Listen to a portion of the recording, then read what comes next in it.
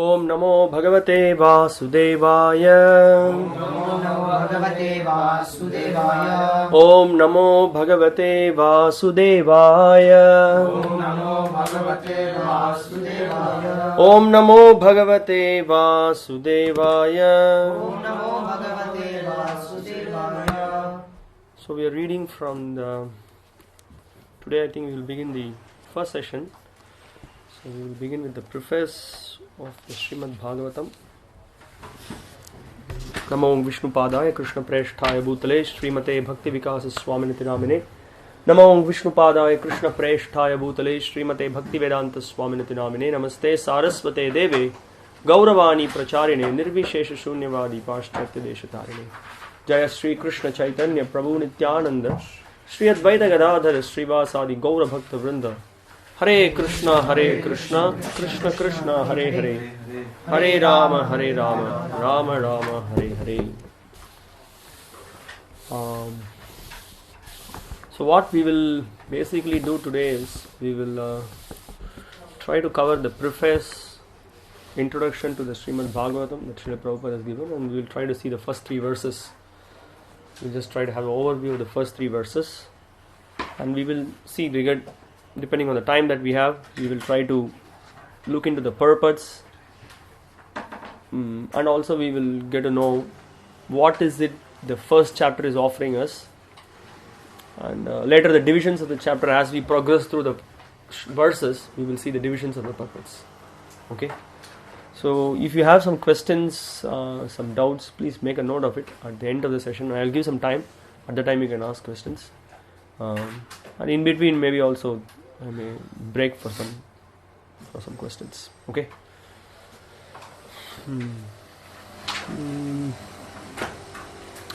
If you see the Bhagavatam book at the beginning, Prabhupada gives a dedication to his spiritual master. I'm sure you might have read that. Prabhupada gives his dedication that on whose inspiration he has begun this voluminous work of giving commentary to the Śrīmad-Bhāgavatam. He offers his obeisances to Srila Bhaktivedanta Saraswati Thakur, and then he begins the preface of it. Even before we go through the preface and introduction, I just want to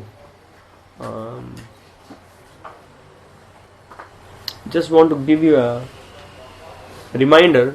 The other day I was explaining about how different Puranas are mentioning. I mean, different Puranas are glorifying the Bhagavatam, and it specifically says that Bhagavatam has so many verses and so many chapters. The other day I said that there are 18,000 verses. Well, when if you just count it, maybe it may be 14,000 verses. And then I said that there are some scholars or some people have the opinion that if you take the total number of syllables in the Bhagavatam and then if you divide it by Anushtup by 8, then it will come close to 18,000. Well, according to His Grace Gopi Paranadhana Prabhu, maybe that also the close count doesn't come to the exactly 18,000. So there is that requires little research. But Guru Maharaj in one of the lectures, His Holiness Bhakti-Vikas Swami, he was explaining that sometimes you say that there are it's a 1,000-pillar mandapam, but sometimes there is no 1,000-pillar mandapam. It may be 700, 800, but still you call it 1,000-pillar mandapam. So it's like that. It's just some technical information. I just wanted to clarify that it's you may not very strongly say that yes, if you just divide it by 8 syllables, then you get 18,000 verses. Which I did say the other day. I haven't done it, but just wanted to give you this information. Okay. So this in the preface and introduction, some of the topics, some of the main points Prabhupada is discussing. We did discuss some things when we had the introduction. When we had the introduction session to the Bhagavatam, we heard about the importance of the Śrīmad-Bhāgavatam, the glories of the Śrīmad-Bhāgavatam. We did cover some things, so those areas we may here and there skip, but we will go through it. So what basically I did is I just gave some titles for some of the paragraphs, for some of the sequence, what Prabhupada is addressing, what Prabhupada is speaking about. Right in the first paragraph, Srila Prabhupada speaks about why this book, in the preface actually it contains all this information. Why the book is written, what is the reason for the book to be written. Prabhupada talks about that. We must know the present need of human society, and what is that need? Human society is no longer bounded by geographical limits to particular countries or communities. Human society is broader than in the Middle Ages, and the world tendency is toward one state or one human society. The ideals of spiritual communism, according to Śrīmad-Bhāgavatam, are based more or less on the oneness of the entire human society, nay, of the entire energy of living beings. The need is felt by great thinkers to make this a successful ideology. So Prabhupada is pointing out that here he is just trying to explain that there is the ideas of communism is there. So the spiritual communism, that is what Śrīmad-Bhāgavatam is promoting. And so there is a need for such a such oneness in the community of people, in the society. That oneness is required, and that is achieved through the message of the Bhagavatam. So that is why a book is required. The need is felt by great thinkers to make this a successful ideology. Śrīmad-Bhāgavatam will fill this need in human society. It begins therefore with an aphorism of Vedanta philosophy, Janmad Asya Yataha, to establish the ideal of a common cause. So if everybody has to be put under one banner, that banner is that we are all servants of God. That is where the whole, everybody can come in cooperation, everybody can be together. That is a possibility. So that idea, Śrīmad-Bhāgavatam is helping us to build that idea that God is supreme, we are His servants, and we are meant to serve Him. So that concept is so Prabhupada says that is the reason, or that is the need for coming up with this book, why this book is written. Okay, we move to the next paragraph. Prabhupada says, human society at the present moment is not in the darkness of oblivion. It has made rapid progress in the fields of material comforts, education and economic development throughout the entire world. But there is a pinprick somewhere in the social body at large, and therefore there are large-scale quarrels even over less important issues. Just open the newspaper. Everything will be clear for you. And if you don't buy newspaper, nowadays many people are on the internet, watching all the online news. You can see every small thing. There is so much commotion, right from oil, from sports, from different kinds of diseases. Well, now it's the whole year. Last 1 year we have been suffering from great disease. The corona. Everybody is struggling for life. Still, it's going on. So there is constant. Prabhupada very nicely pointed out. There is a constant pinprick in the society. Saying, there is always some problem. In spite of so much of scientific advancement, different kinds of comforts, everything, they say that we will solve all the problems, but problems are continuing. Prabhupada is making that point. Okay. So Prabhupada says, there is a need of a clue as to how humanity can become one in peace, friendship and prosperity with a common cause. Śrīmad-Bhāgavatam will fill this need, for it is a cultural presentation for the re-spiritualization of the entire human society. Now, you see, if you just carefully observe in this paragraph, Prabhupada is explaining in what circumstances this book is written. So in preface, usually preface, these are the information that is there. Why a book? Why this book? What is the need for this book? And in what circumstances it has been presented? So Prabhupada is clearly addressing that. Yes, this is the situation. What to say? Sometimes people give a talk.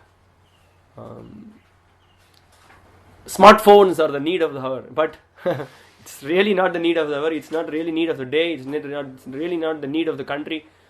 Spirituality is the need of the hour. These are all in the schools and colleges. You will see students coming and giving a talk for this. They have no idea what is spirituality. They will give a big talk, but that's a fact. That is what is actually need of the hour. It has been the need of the hour from the time this material world is created, because we are engaged in perverted activities. We are trying to satisfy our senses, and in trying to satisfy our senses, we think that we will be happy, but we are in the world of hallucination. We are struggling and suffering.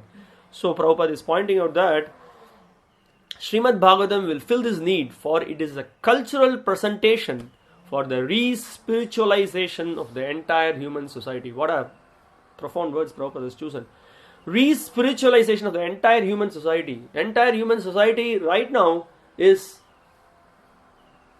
just satisfying the senses. We are the various scriptures point out that having got the human form of life, what is the point of leading life like animals? Right? That's what is happening. What is it? What if you want to define what is the modern day human life? Sophisticated eating, sophisticated sleeping, sophisticated reproduction, and sophisticated defense. This is what is happening. In fact, hardly people eat. They are not even eating properly. I mean, that's a completely different discussion. But the situation is like this. This is what is going on. So, by this re-spiritualization of the society, everything will be in proper place. The society will become sane. Sanity will prevail in the society. So now that's not there. So Prabhupada saw this, and Prabhupada, in the next paragraph you can see how much he is emphasizing the need of this book, the need of this spiritual message. This re-spiritualization is needed. So for that matter, where it has to start from the young age. Same message of the Śrīmad-Bhāgavatam Prabhupada is projecting. So let's go to the next paragraph. So I've just given a title as Śrīmad-Bhāgavatam to be introduced in schools and colleges. Exactly, Prabhupada is speaking that. Śrīmad-Bhāgavatam should be introduced also in the schools and colleges. Why? The Prabhupada, just in the previous paragraph, he spoke that re-spiritualization of the society is required. Now, in the entire world, somehow or other, people feel that the country should be, our literacy rate should increase. So everyone should go to the school. But in the schools and colleges, there is no information about spiritual knowledge. Nobody is speaking about it. What is being taught in the schools and colleges is how you can become how you just roti kapda makan, as they say in Hindi. Just food, shelter, and then clothing. This is the three things, and how to get money for that, and how to get to get a good job, go to some college, get some degree, go and join some company, and earn, and that's how you lead your life. That's all. My life is he's so and such a person. He lived for 50 years, 60 years. These are his assets. These are his family. These are his children. That's how everywhere, in all the places, in various permutations and combinations, life goes on. But Prabhupada wanted a revolution to happen, so he felt that this knowledge should be driven, or this knowledge should be given to the children right from young age, so that they come to the state of awareness. They learn what is the primary thing that I need to do in my life. So that's the point. Śrīmad-Bhāgavatam should be introduced also in the schools and colleges, for it is recommended by the great student devotee Prahlad Maharaj in order to change the demoniac face of the society. Kaumara acharet prajño dharman bhagavataniha durlabam manusham janma tadapya dhruvam artadam. Okay. Disparity in human society is due to lack of principles in a godless civilization. There is God or the Almighty One, from whom everything emanates, by whom everything is maintained, and in whom everything is merged to rest. So this is the whole world is turning into, they are taking the principles of atheism. There are so many people who are preaching atheism. So right there in the schools and colleges, right from the philosophy of Darwinism, so many atheists like Richard Dawkins publishing books like God Delusion. So then it's going on from time immemorial. This is happening. So Prabhupada is emphasizing the point that we need to establish that that God is the cause of everything. He is the we have to recognize that He is the cause of all the causes, and by recognizing He is the cause of all the causes, all the problems in society can be solved. How it is in a scientific way, that is being presented in the Bhagavatam. Okay. So Prabhupada is making the point. Material science has tried to find the ultimate source of creation very insufficiently, but it is a fact that there is one ultimate source of everything that be. This ultimate source is explained rationally and authoritatively in the beautiful Bhagavatam or Śrīmad-Bhāgavatam. So we already spoke about that, how Śrīmad-Bhāgavatam is a science. It's a science of understanding the absolute truth. Bhagavat Tattva Vijnanam, it is said. The science of spirituality can be understood. Okay. Okay, so in the next paragraph, so I've just given a title as Śrīmad-Bhāgavatam, the transcendental science. Prabhupada talks about how this Śrīmad-Bhāgavatam is given in a simple English language, how it is helping, it's going to help to create that awareness in the minds of the reader. So we already discussed this during the glorification of the Bhagavatam. I'm not going to go through that. I'm going to the next one. Prabhupada is speaking about the qualification of the reader. Next one, he's speaking about what is the qualification required. So this also we discussed. What is the qualification? Just go through right from the beginning to the end. Don't jump to the 5 chapters of the Rasa Leela. You will not understand anything. Rather, you will misunderstand and your life will become more miserable. So that's the point. One will be unable to capture the effects of the 10th canto without going through the first 9 cantos. Okay, so that's the point. And it's a nice, again, I don't mind reading this again because it's very good for us to remind. The book is complete in 12 cantos, each independent, but it is good for all to read them in small installments, one after another. This is the whole point. Every day, day in, day out, keep reading. Whatever time you get, create some time, read every day, very carefully, trying to give proper oral reception. What is it that Vyasadeva is giving here? What is that Shukadeva Goswami is speaking? What Srila Prabhupada is trying to convey to us? Very carefully you have to give oral reception. Then what happens? Little by little, we get purified. Every day we just do it. We get purified and we'll be able to come out of the darkness which is covering us. Okay, now this is the brilliance of Prabhupada. How, so in the paragraph that we read, the qualification of the student is mentioned, that he has to go through in this way. Proper attitude you should go through. Now, qualification of the author, we can see here. Srila Prabhupada's humility. He is presenting, I must admit my frailties in presenting Śrīmad-Bhāgavatam, but still I am hopeful of its good reception by the thinkers and leaders of the society on the strength of the following statement of the Śrīmad-Bhāgavatam. Tadvag visargo janataga viplavo yasmin pratishlokam abaddavatyapi namanyanantasya yashonkitani yat shrinvanti gayanti grinanti sadavaha. On the other hand, that literature which is full of descriptions of the transcendental glories of the name, fame, forms and pastimes of the unlimited Supreme Lord is a different creation, full of transcendental words directed toward bringing about a revolution in the impious lives of this world's misdirected civilization. I'll read this line again. This is a very profound statement of Prabhupada.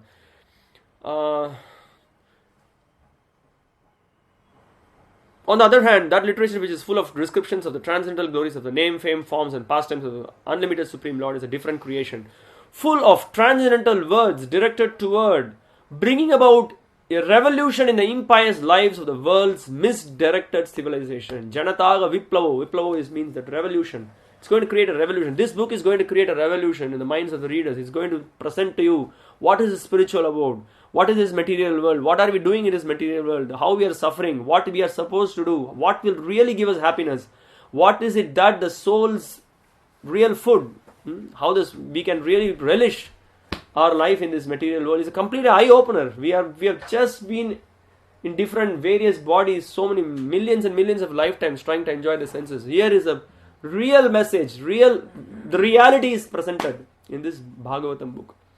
So that's why Prabhupada is saying this is going to create revolution in the misdirected civilization.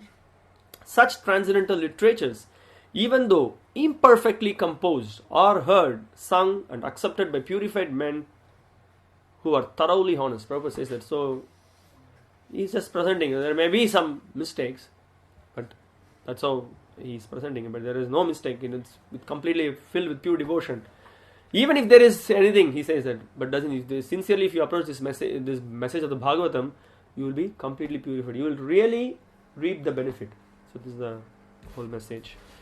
Okay. Om Tat Sat, A.C. Bhakti-Vedanta Swami, dated at Delhi, December 15, 1962. So remember, this the first edition first volume was printed in 1962. Prabhupada wrote the preface quite early.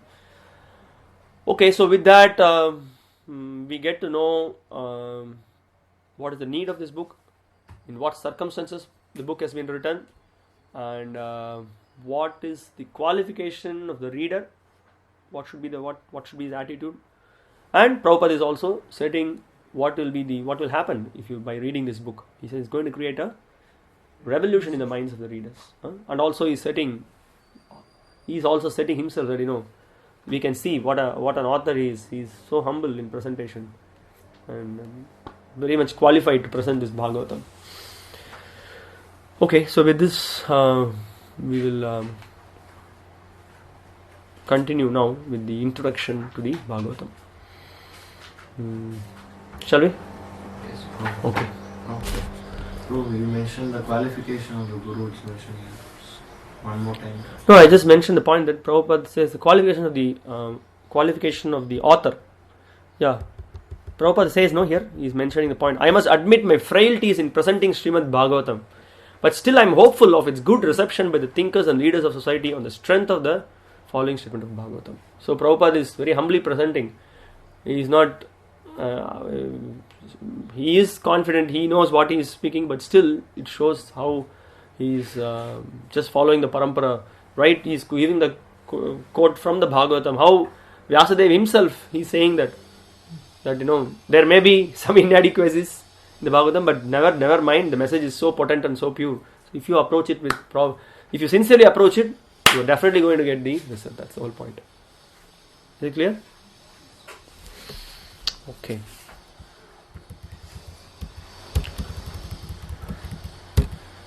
Shall we go through introduction? Okay.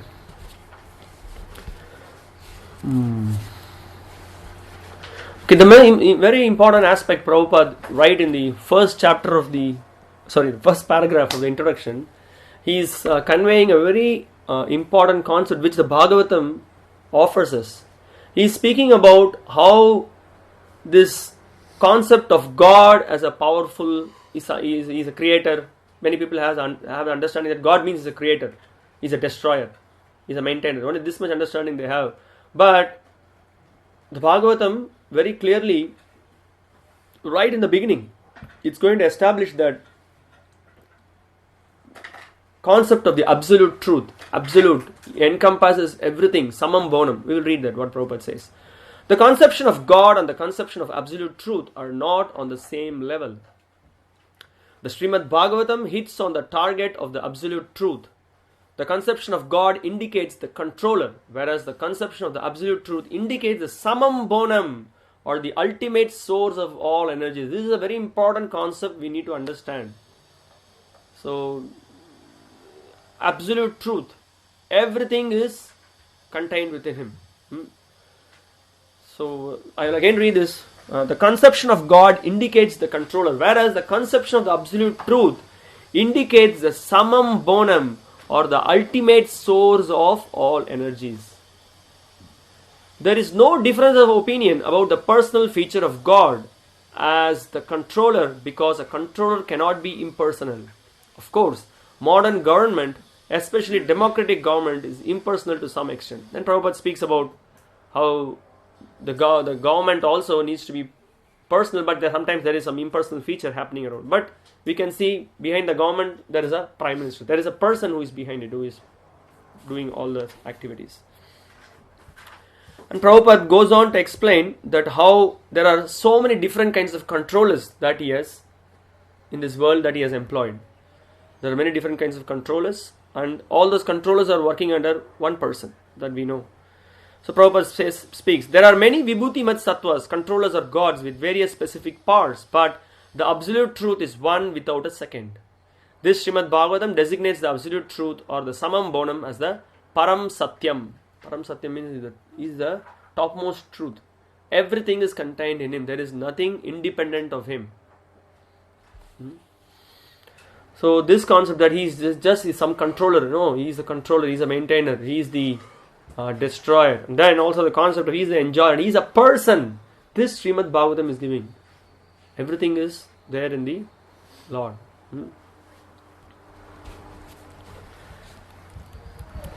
He is the supreme person. Very much Prabhupada emphasizes in the next paragraph. The author of Śrīmad-Bhāgavatam, Srila Vyasadeva, first offers his respectful obeisances unto the Param Satyam. And because the Param Satyam is the ultimate source of all energies, the Param Satyam is the supreme person. So this is what is established. He is all the energies are coming from him. Everything is emanating from him.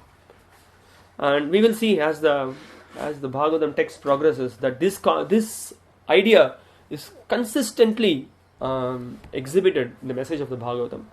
How he is a person, how he has desires, how he has different relationships, his likes and dislikes, everything Bhagavatam discusses. Then Prabhupada goes on to explain how there is a word Ishvara and Parameshwara. We are also controllers, tiny controller. Are you God? Yes, you are God. You are a God in a very, very, very, very, very, very, very, very, very, very, very, very, very, very, very, very, very minute way. That is your Godship. But Supreme Lord is controller of everything, past, present, future, whatever that you see, whatever that you cannot see, everything is under his control. Okay, that Prabhupada is explaining. Then he is speaking that, then Prabhupada is explaining the point that even all the demigods, for example, Śrīmad-Bhāgavatam confirms that even, I'll just go one line above. The Lord is supremely independent. In the Vedic literatures, Brahma is described as the supreme god or the head of all other gods like Indra, Chandra and Varuna. But the Śrīmad-Bhāgavatam confirms that even Brahma is not independent as far as his power and knowledge are concerned. He received knowledge in the form of Vedas from the Supreme Person who resides within the heart of every living being. That Supreme Personality knows everything directly and indirectly. Individual infinitesimal persons who are parts and parcels of the Supreme Personality may know directly and indirectly everything about their bodies or external features. But the Supreme Personality knows everything about both his external and internal features. You may say, he may know. But we can see, sometimes many things we do not know. For example, whatever food that we eat, we do not know how it gets digested. We cannot see our own eyelids. So many things are there like that, but the Lord is completely, everything he keeps it under his control. We will discuss that more when we just look into the first verse of the Bhagavatam. Okay. So when we say that he is the cause of everything, that means that he is the cause of all the energies, the material energy, the spiritual energy. Prabhupada addresses that. The words Janmadhyasya suggests that the source of all production, maintenance, or destruction is the same supreme conscious person. It's not that the Lord is not aware of how the production, maintenance and destruction is happening. He is conscious of everything. All the energies are actually emanating from him. He may delegate it to someone to do it, but he is completely in control of something. Control of everything. That's the point.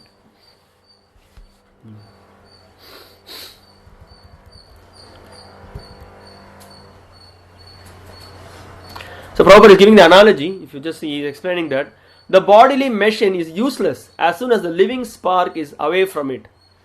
Similarly, the original source of all material energy is the Supreme Person. So, see, we all know that this world is existing, this world is moving because of the presence of the Lord who has entered this universe. If he had not entered the universe, everything is going to be stagnant. Nothing is going to happen. By his will, the time factor is influencing everything and everything is moving. Time is completely under his control. So that's the whole point here. So Prabhupada is giving the example.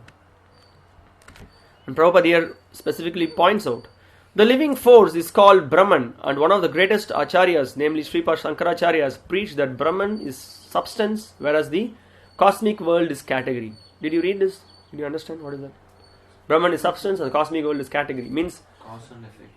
Yes, cause and effect you can say. So all the whatever is the effect is all coming under another category. It's all different categories. But the Supreme Lord is the main substance. He is the substance, and there is a famous book, some of you might know, Substance and Shadow. The Lord is substance. That means what? The Lord is abode, everything. That's the real substance. That is reality. What is this material world? Is the perverted reflection.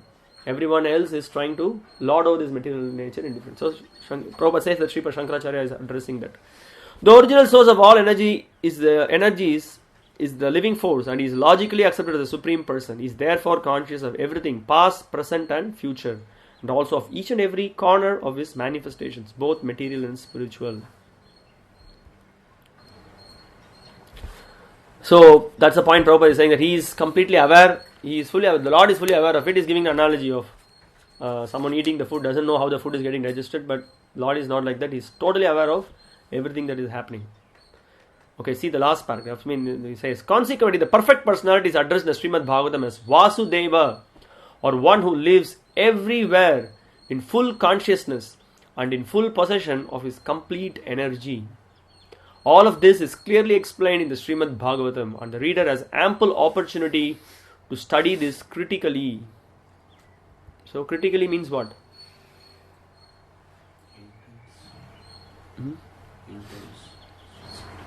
Intense, not the right understanding. Did you think about this statement, what Prabhupada says? All of this is clearly explained in the Śrīmad-Bhāgavatam, and the reader has ample opportunity to study this critically. Huh? Intensely, seriously, that is one aspect of it. But then there is another aspect of it.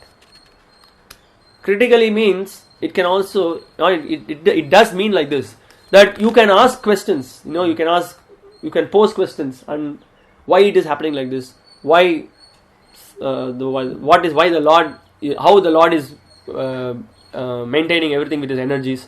How is he is there in the Goloka, but how is able? They say that he is present here also. How it is? How in way through these various energies everything is happening? I'm just giving one aspect of it. So like this is called as critical thinking. You think, you say something and you think, and you try to see how it is like this. How it can.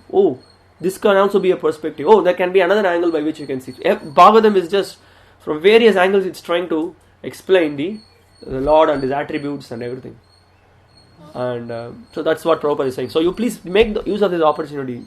Try to understand, read, look at it, and then you will get the entire picture. It will be so convincing that this will inspire you to surrender to the Lord. This will inspire you to take up this message seriously. That's the point. Okay. Now, Srila Prabhupada is so wonderful that he very nicely introduces Sri Chaitanya Mahaprabhu in this section of the introduction, because without going through Sri Chaitanya Mahaprabhu, one will never be able to get the actual message of the Bhagavatam. What Bhagavatam is really offering, specifically ourselves being followers of Sri Chaitanya Mahaprabhu, the Gaudiya Vaishnavas, what is it that the Bhagavatam is offering for us? Something special. So let's see what Prabhupada says. Lord Chaitanya preached Śrīmad-Bhāgavatam. In the modern age, Lord Sri Chaitanya Mahaprabhu preached the Śrīmad-Bhāgavatam by practical demonstration. It is easier to penetrate into the topics of the Śrīmad-Bhāgavatam through the medium of Sri Chaitanya's costless mercy. This is a very amazing point Prabhupada is giving here. By Sri Chaitanya Mahaprabhu's mercy, which comes flowing in parampara, right? So we saw the other day, when we were just hearing about the glory of Śrīmad-Bhāgavatam, how do we learn the Śrīmad-Bhāgavatam? Just going through the devotee Bhagavat. Grantha Bhagavat, Bhakta Bhagavat. So we can approach, we can get the message of the Bhagavatam. We will get to know what is there in the Bhagavatam only by approaching the Bhagavata. So Prabhupada is pointing out that therefore a short sketch of his life and precepts is inserted herein to help the reader understand the real merit of Śrīmad-Bhāgavatam. So you may understand why Prabhupada wrote short life sketch. This is the point. Hey, you have to know the Supreme Lord Sri Krishna. He himself personally came as Sri Chaitanya Mahaprabhu. He himself showed what is this message of Bhagavatam. This Bhagavatam, Śrīmad-Bhāgavatam Pramanam Amalam, Prema Pumarto Mahan. This is what Bhagavatam is offering us. It's going to take you completely to a transcendental platform. You will. It is very distinct. Somebody may read Śrīmad-Bhāgavatam and they will try to understand the godness of the God. What is God? What are his attributes? But Śrīmad-Bhāgavatam is going to take you much more than that. Godness beyond Godness. Meaning what? So the Supreme Lord, who is, what are his attributes? He is Swarat. We are going to see, he is completely independent. Okay? He is completely aware of everything. He is Sarvagya. Everything he knows, whatever that is, he is totally aware of everything. But then again, after some time, this Śrīmad-Bhāgavatam is going to contradict its own definition which it has given at the beginning. That Swarat, he's saying, Nahi Swatantrasya, he has no independence, he has not got any independence. But for someone who hears this, they will get confused. What is this? Just now, at the beginning you said that he is Swarat, now you are contradicting. But this can be understood when we hear it from the pure devotee, those who are coming into the parampara of Sri Chaitanya Mahaprabhu, or who have understood the mellows of pure devotion. The Lord is controlled by pure devotion. And at that time he ceases to exist himself as Lord. That means what? He is no more God. No, he is still God, but he likes to play a role. He likes to take a position submissive to his devotees. He likes that. He loves that. Able to get this point. So this is what how to get to know about this. This is possible only by Sri Chaitanya Mahaprabhu's mercy, or by the mercy which is flowing in the followers of Sri Chaitanya Mahaprabhu. Sri Chaitanya Mahaprabhu's mercy, they are carrying it, and when we get hit with that mercy can penetrate into our hearts, and we will be able to get to know of this great message of the Śrīmad-Bhāgavatam. Okay. Prabhupada further is saying how to learn the Śrīmad-Bhāgavatam. It is imperative that one learn the Śrīmad-Bhāgavatam from the person Bhāgavatam. The person Bhāgavatam is one whose very life is Śrīmad-Bhāgavatam in practice. Since Sri Chaitanya Mahaprabhu is the absolute personality of Godhead, he is both Bhagavan and Bhāgavatam in person and in sound. Therefore, his process of approaching the Śrīmad-Bhāgavatam is practical for all people of the world. It was his wish that the Śrīmad-Bhāgavatam be preached in every nook and corner of the world by those who happen to take their birth in India. So Prabhupada here is pointing out, okay, you get the mercy of Sri Chaitanya Mahaprabhu, and then don't forget what Sri Chaitanya Mahaprabhu wanted. He wanted everyone to give this message to the entire world. Specifically, he says those who are taken birth in India. Okay. The Śrīmad-Bhāgavatam is the signs of Krishna, the absolute personality of Godhead, of whom we have preliminary information from the text of the Bhagavad Gita. So Śrīmad-Bhāgavatam begins where the Bhagavad Gita ends. That's the starting point. Sarvadharman paritejya mam ekam sharanam raja ham tvam sarva papebhyo mokshayasami ma sucha. Krishna gives this very important instruction in the Bhagavad Gita, that just give up all the dharmas, surrender to me. Bhagavatam begins, okay, surrender. This is the preliminary qualification to enter into the Bhagavatam. From there, you get to know about the Lord's wonderful other attributes. Okay.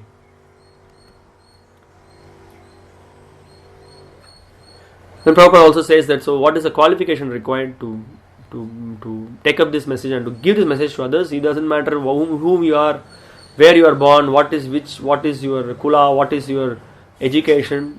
What is only one qualification? What is that verse? Very nice verse of the Chaitanya Charitamrita. Kiba vipra kibanyasi shudra kene noi. Hey Krishna tattva veta, say guru hoy. Doesn't matter you are a vipra or you are a sannyasi. If you are well versed in the science of Krishna consciousness, if you have learnt it, if you have understood it, if you are practicing it, then you are qualified to preach. Okay. The science of Krishna for the good of the individual and all the people. So Prabhupada says you have to preach this message, you have to give this message to the others. And what is the result of engaging in such an activity? The engagement in such an activity will help the person individually, ourselves. We get purified of our own shortcomings. And not only that, you help others, you help the entire humanity. So this Krishna consciousness is the real welfare work, which we already...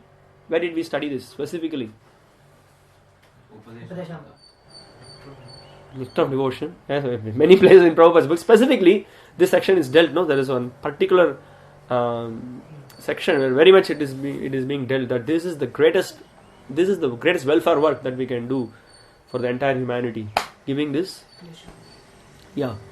Krishna consciousness to others. It really helps people from their suffering.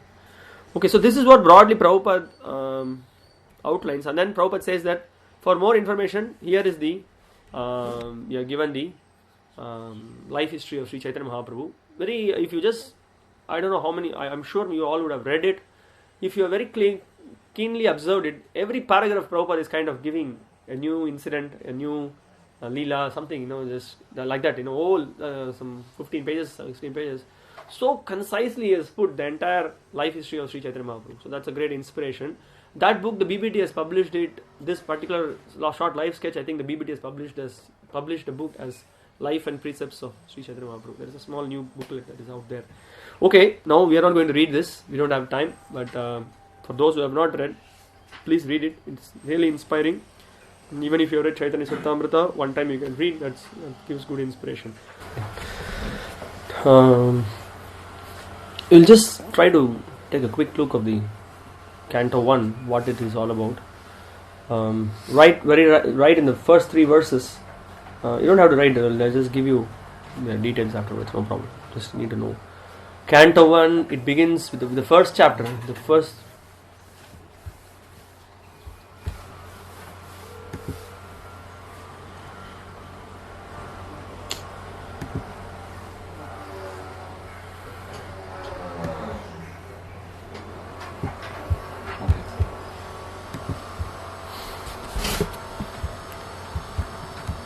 Okay. The first 3 verses of the first chapter of the Bhagavatam. I'm sorry. Yes, I'm not going to get into that. I'm just going to explain you that the very first verse of the Śrīmad-Bhāgavatam is giving us the very clear definition of what is this absolute truth. And the 3 verses of the Bhagavatam, first 3 verses of the Bhagavatam, it's called as the prelude. Prelude means before you start something, it's kind of like the beginning. It's kind of giving the like setting the scene. So like that. So the 3 verses are giving what is it that this Bhagavatam is going to offer you. What is it that you're going to get. So absolute truth is defined, and then what is we will see Sambandha Abhideya Prayojana will be explained in that. And the first chapter, what it contains is, after that there is going to be questions, several questions posed by the sages in the Naimisharanya to Sutta Goswami. And then in the rest of the chapters you will see brief answers on those questions that is being asked. And this is quite interesting to observe this. In the first canto you will see there is an introduction how Śrīmad-Bhāgavatam came into existence. What is the need for Śrīmad-Bhāgavatam? That topics will be covered, which will have the chapters of Vyasa meeting Narada, Vyasa being despondent, and you will see all those things. And then gradually, if you see who are the important characters in the Bhagavatam, main characters, if you see how the Bhagavatam is born, there is Shukadeva Goswami, there is Parikshit Maharaj. So, some incidents are related. Gradually, it comes to the situation of Parikshit Maharaj's birth. So, Parikshit comes into play. So, that is covered in the first canto. And then gradually, at the end of the first canto, you will see introduction of Shukadeva Goswami, the birth of Shukadeva Goswami. Like that. So, this is what is first canto is all about. Then we will get into the details of how it is happening and like that. So let us just, if you just see here, so absolute truth defined, I just explained you that. Then the next theme we have is introduction to the Śrīmad-Bhāgavatam. In the introduction to the Śrīmad-Bhāgavatam we have all these things, the questions are answered in the second and the third chapters. This also has to be increased. Is it okay? Yes. Okay. The introduction to the Śrīmad-Bhāgavatam in the chapter 4, wherein all this discussion comes into play. Vyasa's accomplishments, what he had done so far, and how he's meeting Narada, and Narada is questioning him why, in spite of writing all these things, you are very upset. So then the whole conversation goes. Narada explains about his past lives, and he explains that how he was he got great purification and made advancement by the association of the Bhakti Vedantas. Then later Narada is inspiring Vyasadeva to write the Śrīmad-Bhāgavatam. So that is what is discussed. So almost at the end of the chapter, the Śrīmad-Bhāgavatam. So Vyasadeva wrote the Śrīmad-Bhāgavatam. So that's why we just put that under the introduction to the Śrīmad-Bhāgavatam. We are under that theme. Now gradually, what happens after that? After that, suddenly you may wonder why there is a discussion of Ashwatthama is there, why Ashwatthama's whole that incident comes in. Then gradually Parikshit has to come for the Bhagavatam to be spoken by Shukadeva. Parikshit has to be. So then the whole episode of Parikshit Maharaj being protected by Krishna comes in. And then also you will be seeing in the Bhagavatam, throughout the Bhagavatam, again and again, who is the central figure of the Bhagavatam? Supreme Lord. Sri Krishna is Supreme Lord. So constantly you will see glorification of the Supreme Lord. The great devotion exhibited by his devotees, the great affection the devotees have exhibited for the Lord, that we will be seeing again and again. So immediately Krishna being the center, Krishna the all attractive is introduced. Kunti is offering her prayers, Bhishma is offering her prayers. So that section is there. So we will all see, carefully observe. Now if you see in the introduction of Bhagavatam, these two, if you see, we have marked it in yellow. So you may see, it may be a kind of little, these topics will if you just see from the flow, introduction of Maharaj Parikshit is there. So what introduction of Maharaj Parikshit has got to do with Kunti's prayers or Bhishma's prayers? But this is what it is. Here there is an introduction. There is an opportunity or something is found to glorify Krishna. So immediately these two topics are there, and separation between Krishna and his devotees. This all this rasa tattva also is explained in those meeting of Krishna and his devotees. All the separation and all those things will be there, explained there. So these two, which we have marked it in yellow, just to point out that these are the specific glorifications and prayers. And then, so it will appear like, it is going a little bit out of track. No, again it is back on track. You see, again comes back to the birth of Parikshit and his glories. So Parikshit has to be introduced. We need to know about him. So that is being covered. So that comes in there. Then after that, after those chapters, immediately Shukadeva Goswami is going to appear. So that is why we are having 6 themes. These are the 6 themes. So that's what the first canto is going to be. And we will be, myself and Ramko and Prabhu, we will swap the sessions. Probably we can give you if required, we can give a printout of it. But this is general flow of the first canto. So that's the whole thing. So that's what we explained, that we'll be reminding ourselves where we are, what are we doing. Okay, who is the speaker, what is happening, that we will be reminding. Is it clear? Shall we proceed? Okay. So now let's directly get into the first verse of the Bhagavatam.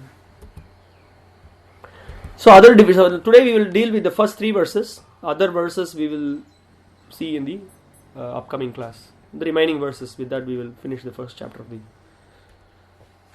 Bhagavatam. Okay, now we had already discussed the other day that Srila Bhaktisiddhanta Saraswati Thakur, when he gave a class on the first verse of the Bhagavatam, he spoke for 30 continuous days, and he could just extract so many meanings. Went on and on, speaking for hours and hours. So much the devotees can unpack from as we heard Chaitanya Mahaprabhu's definition, that every word, every syllable is hidden with so many meanings. And devotee, by the inspiration of Mother Saraswati, to please the Lord, they can come up with so many different meanings, which is within the purview of proper glorification. Okay. Om Namo Bhagavate Vasudevaya Janmadyasya Yatonvayaditarataschaarteshvabhignaswarat Tene Brahma Hrudayadikavaye Muhyanti Yatsurayah Tejo Vari Mridang Yata Vinimayo Yatratri Sargo Mrusha Dhamna Svena Sada Nirastakuhakam Satyang Parang Dhimahi. So the very first verse of this first chapter, it gives the establishes very clearly the definition of the absolute truth. And in this verse also the sambandha is established. First verse refers to the sambandha jnana. So who is that absolute, what is that absolute truth, and who is that person? Everything is defined here, and that is defined. And Srila Vyasadeva offering his obeisances to that absolute truth, that is none other than Sri Krishna, the Supreme Personality of Godhead, who is addressed as Vasudeva, son of Vasudeva. Okay, so let's go through the what we are going to do is we will I'll just one time read the translation, and what we will do is we will just go through every let's say Om Namo Bhagavate Vasudevaya. So Prabhupada throughout, if you carefully look at the purport, Om Namo Bhagavate Vasudevaya, he has addressed that. Om Namo Janmadyasya Yataha, he has addressed that. Janmadyasya Yato Itaratas Chartes Abhigna Swarat, he has addressed that. So like that. So what basically I have done is this entire purport I have just divided according to where Prabhupada is speaking. I have just given those particular attributes. The main subject matter. Subject matter is Param Satyam Parang Dhimahi. I meditate on that supreme absolute truth. So who is the supreme absolute truth? Vasudeva, the supreme absolute truth. Now the rest of the whole shloka is explaining the different attributes of him. What are the different attributes? He is Abhignaha, he is Swarat, what other various qualities, all those things. So we will now go step by step. So whatever you see, the whole purport, every word is important, but we will try to address the important principles from that, so that you can you might have already read the purport, so that you will be able to relate to it. Okay. O my Lord, Sri Krishna, son of Vasudeva, O all-pervading personality of Godhead, I offer my respectful obeisances unto you. I meditate upon Lord Sri Krishna because he is the absolute truth and the primeval cause of all causes of the creation, sustenance and destruction of the manifested universes. He is directly and indirectly conscious of all manifestations and is independent because there is no other cause beyond him. It is he only who first imparted the Vedic knowledge unto the heart of Brahmaji, the original living being. By him even the great sages and demigods are placed into illusion, as one is bewildered by the illusory representations of water seen in fire or land seen on water. Only because of him do the material universes, temporarily manifested by the reactions of the three modes of nature, appear factual, although they are unreal. I therefore meditate upon him, Lord Sri Krishna, who is eternally existent in the transcendental abode, which is forever free from the illusory representations of the material world. I meditate upon him, for he is the absolute truth. Okay, now we will go through the different sections of this verse. Om Namo Bhagavate Vasudevaya. O my Lord, Sri Krishna, the son of Vasudeva, O all-pervading personality of Godhead, I offer my respectful obeisances unto you.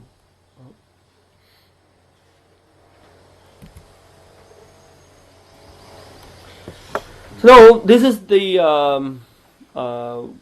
very beginning of this verse. We can see Srila Vyasadeva is very clearly establishing that who is that absolute truth. Now, if you remember the Upanishads, the Vedanta Sutras, various other sections of the Vedas, what is that when it comes to explaining about the truth and the origin and the cause? Many things are explained in a indirect way. No, it's not directly. Vyasadeva is not directly speaking many times. Indirectly, many things are explained. Okay.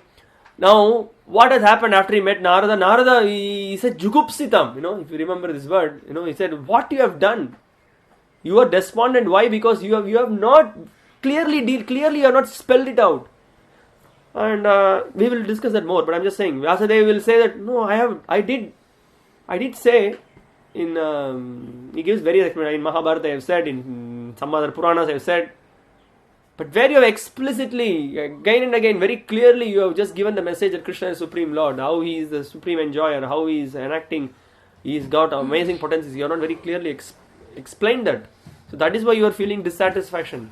So now in this, when so he is beginning to write the Bhagavatam, he just completely straightforward, no bridge preaching, nothing, straight, clear.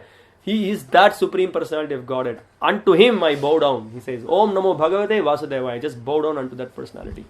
So very clearly it is established, that's why we see in this first verse, Sambandha is very much established. We will see also the other words, Janmadhyasya yataha, from him everything emanates. He is the shelter of everything. He is the origin of everything. So all those questions, the questions of the aphorisms in the Vedanta Sutra, Atato Brahma Jignasa, that will be answered. We can see, we just many times we hear that Śrīmad-Bhāgavatam is the direct commentary of Vedanta Sutra, and you will see right in the first verse, almost the 5 sutras are covered in the first 4 sutras or 5 sutras are covered in the right in the first verse. The links are there for the Vedanta Sutras, answers are there. Okay. Obeisances unto the personality of Godhead Vasudeva directly indicate that Lord Sri Krishna, who is the divine son of Vasudeva and Devaki, this fact will be more explicitly explained later in the text of this work. Okay, that we will be seeing throughout the Bhagavatam. We will be seeing again and again this point being explained. Now Prabhupada very much in the beginning of this purport is giving various quotes to establish that how Krishna is the cause of all causes, how he is that he is the avatari, how everything is emanating from him. That he is very much establishing in the very first 2-3 paragraphs. Is establishing this point. So you can see various quotes from Samaveda. He is giving quote from Brahma Samhita. He is establishing that particular point that Krishna is the cause of all the causes. Okay, I'll just read one quote here. If any transcendental nomenclature is to be understood as belonging to the absolute personality of Godhead, it must be the name indicated by the word Krishna, which means the all-attractive. He's establishing the point. And then Prabhupada says that, further he says that this is being established by all the great personalities. It's not that somewhere in some corner of some Purana, somewhere it is said, no, all the great personalities like Asito, Devalo, Vyasa, Narada, and in other Puranas, everybody has accepted that he is the supreme object of worship. He is the from whom everything is emanating.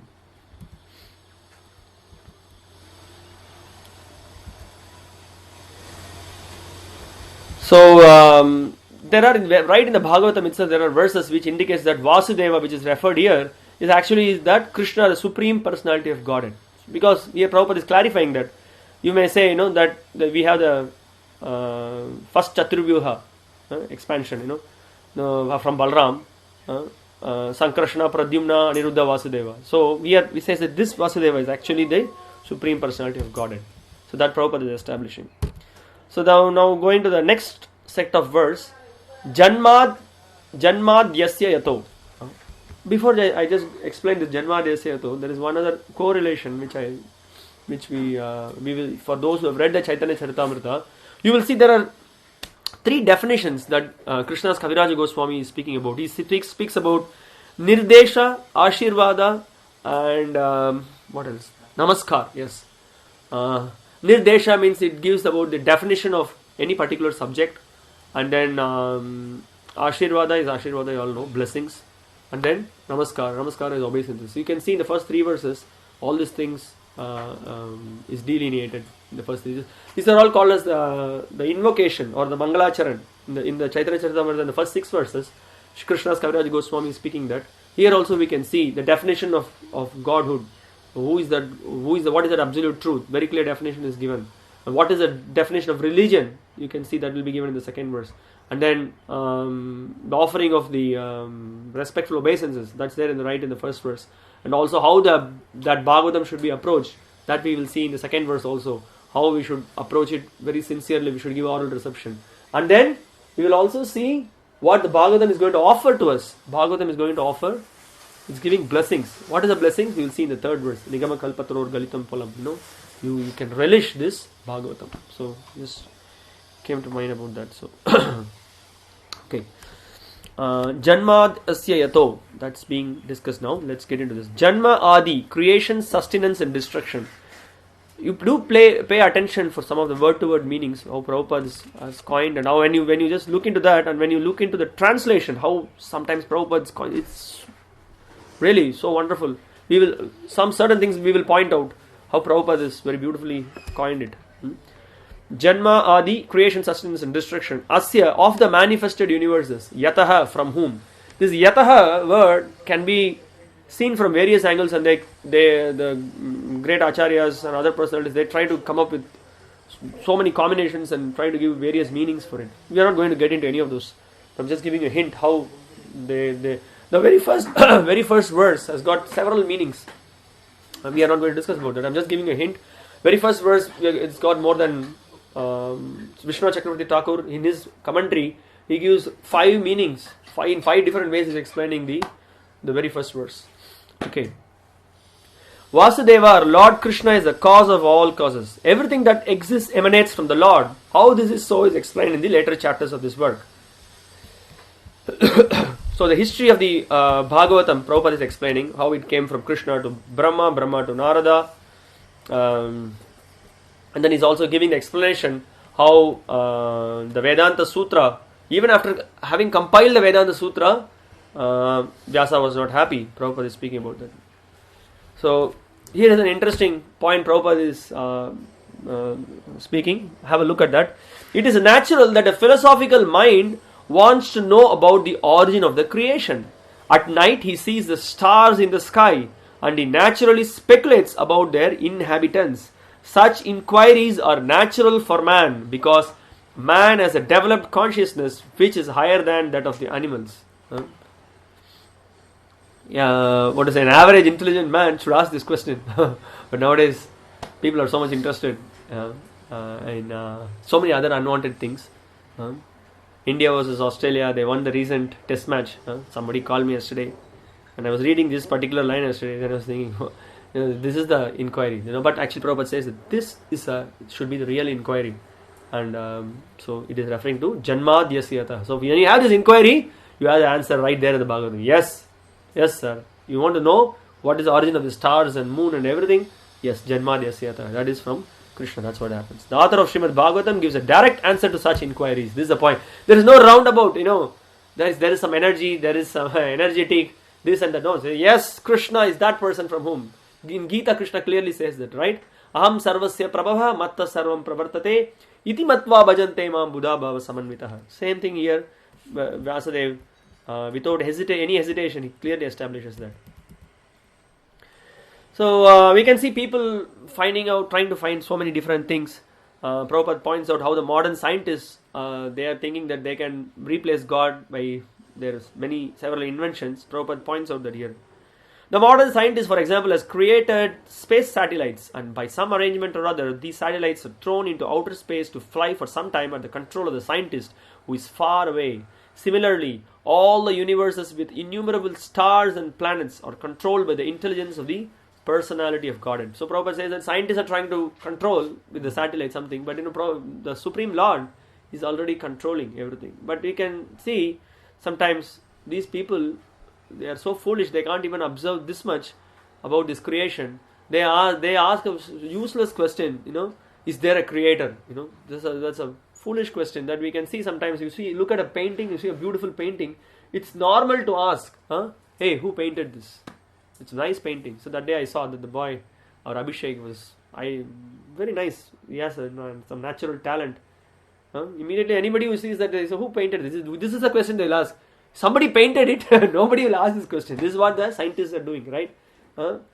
Is there a creator? Oh, they are just they have become so surprised. But Prabhupada is pointing out that it's a common sense to understand that there should be some creator. You may not know who is a creator, but at least you will acknowledge that there is some creator. You will acknowledge that somebody has designed it. This much, with all your speculation and with all your intelligence, you can go up to this much. You may not be able to point out who is that creator. You may need additional information. You need to have more source from which you can to get this information. Okay.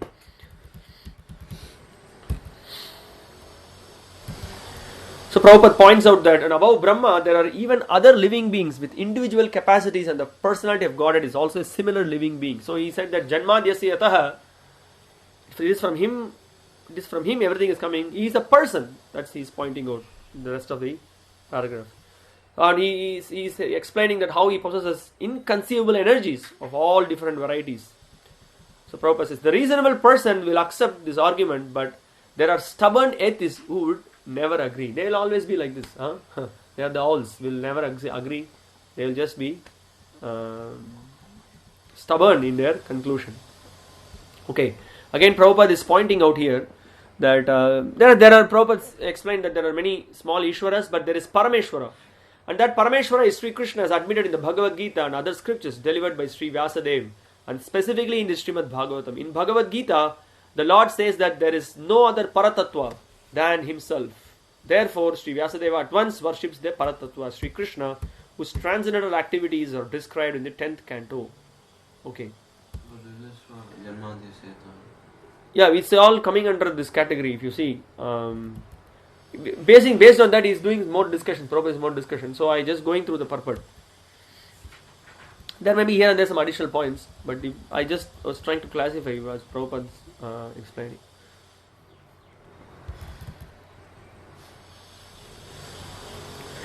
Srila Vyasadeva therefore gives the reader the chance to gradually develop spiritual realization before actually relishing the essence of the pastimes of the Lord.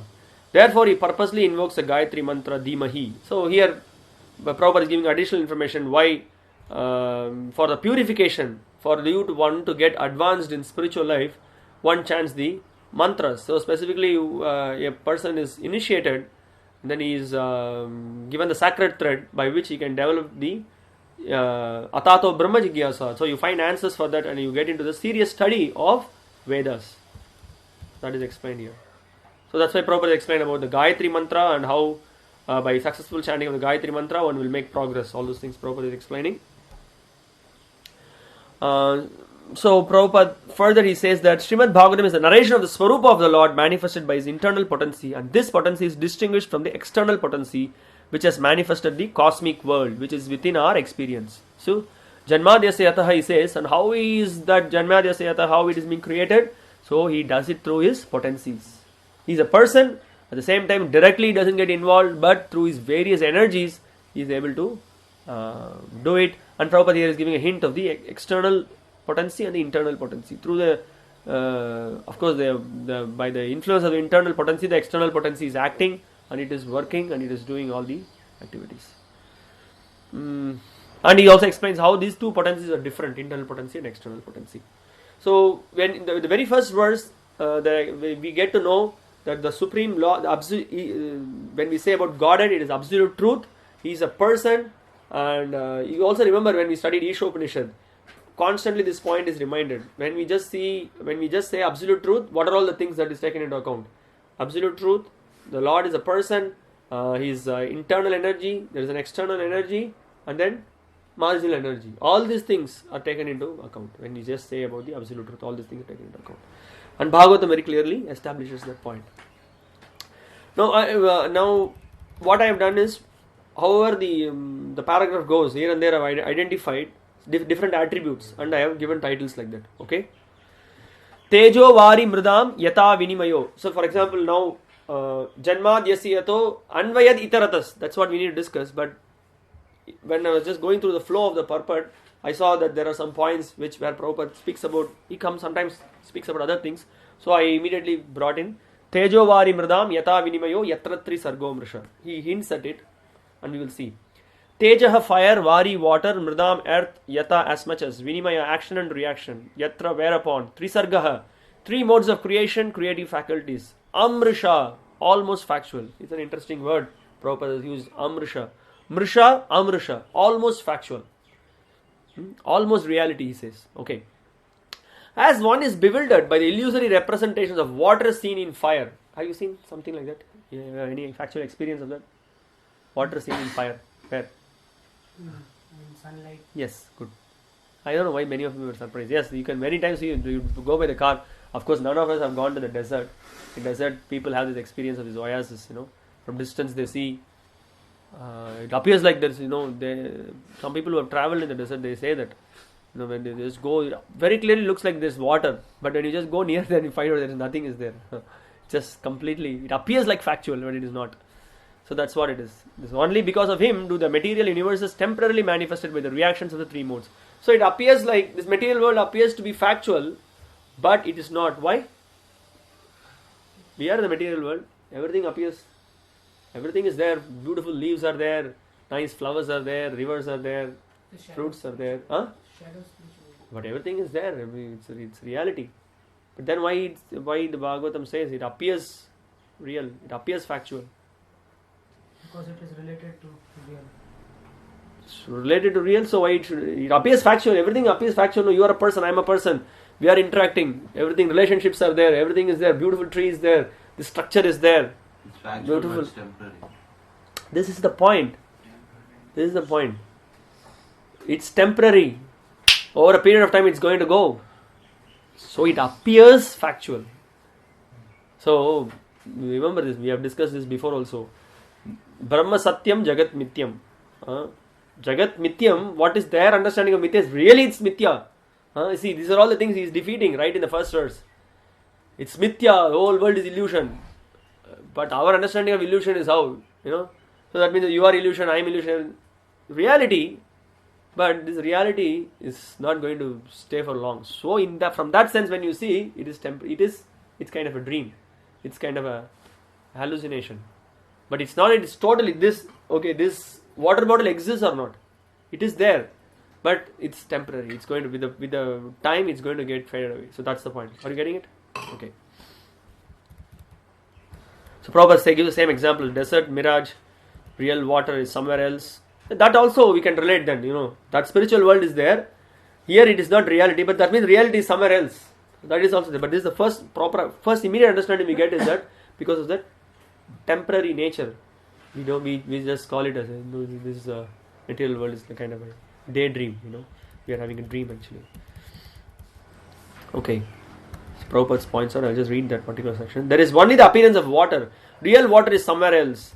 The manifested cosmic creation appears as reality, but reality of which this is but a shadow is in the spiritual world. Absolute truth is in the spiritual sky, not the material sky.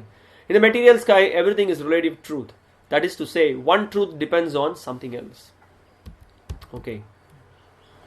Now, Prabhupada goes on to explain about how the Muhyanti Yat Surayah.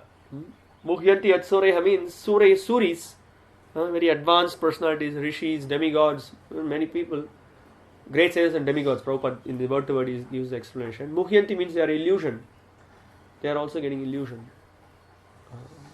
Whatever great Suris, and we have examples. Brahma, Narada, Brahma is there, and then Shiva, all great personalities, Indra, Chandra, Varuna, whatever, all big personalities, everything, they are all bewildered. By him, even the great sages and demigods are placed into illusion. This is what the Prabhupada says in the translation.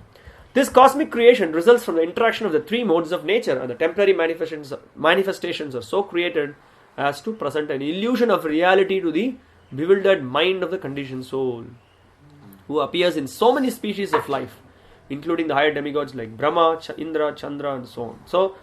So here what we have seen so far. Janmadhyasya yatah. From him everything is emanating. And then what else we saw?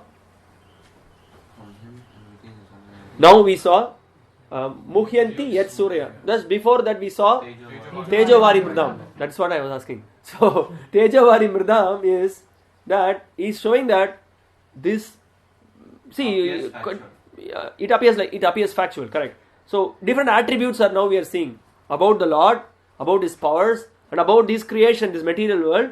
What are those attributes we are seeing? So I explained at the beginning, I said that absolute truth, Krishna is supreme person of Godhead, is explained. I bow down to that personality.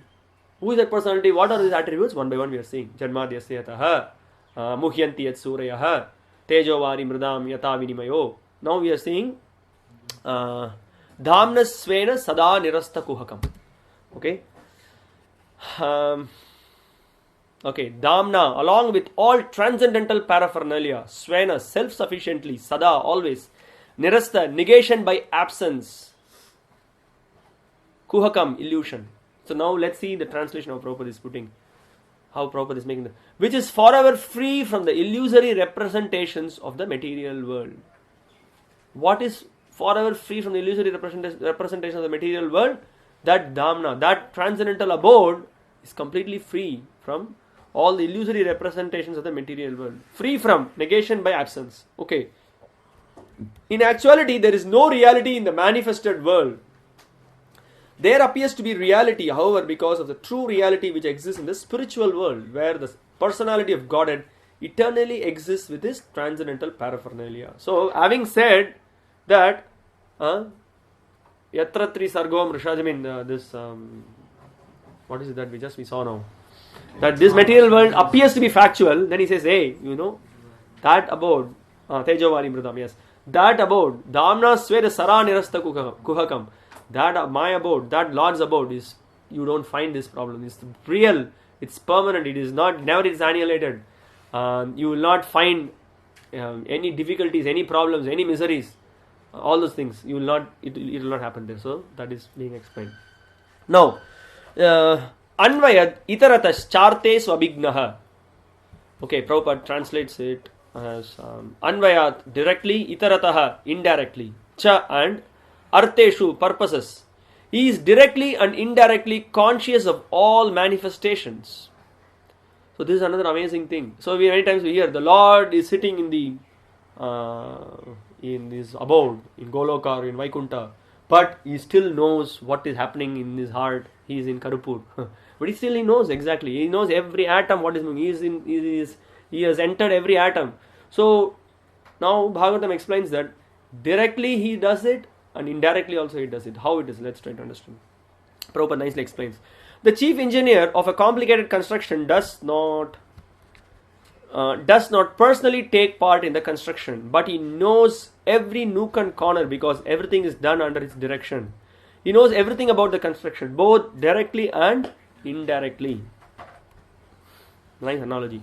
Similarly, the personality of God, who is the supreme engineer of this cosmic creation, knows every nook and corner, although affairs are apparently being carried out by the demigods. Okay, this is explaining. Prabhupada now goes on to explain that all material elements as well as all spiritual sparks emanate from him only. And whatever is created in this material world is but the interaction of the two energies. This is also in Gita, very nicely Krishna is explaining. He's speaking about the Prakriti and Para-Prakriti and Apara-Prakriti. Yes. So Prabhupada gives another analogy. A chemist can manufacture water in the chemical laboratory by mixing hydrogen and oxygen. But in reality, the living entity works in the laboratory under the direction of the Supreme Lord, and the materials with which he works are also supplied by the Lord. The Lord knows everything directly and indirectly, and is cognizant of all minute details. And not only that, what God did, God created this world. Okay, so in some other theology, this is the understanding. God created this world, and after 7 days, he became tired and he went to take rest, and did not know how to give directions, what to do.